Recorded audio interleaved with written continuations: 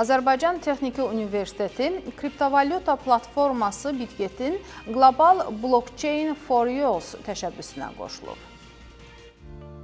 Dünyanın aparıcı kriptovalyuta platforması Bitget, Blockchain for Use təşəbbüsü çərçivəsində Azərbaycan Texniki Universiteti ilə tərəfdaşlığa başlayıb. Bu əməkdaşlıq tələbə və məzunlara blockchain və Web3 sahələrində eksklüziv karyera imkanları, startup akselerasiya proqramlarına çıxış və beynəlxalq investorlarla əlaqə qurmaq fürsəti təqdim edir.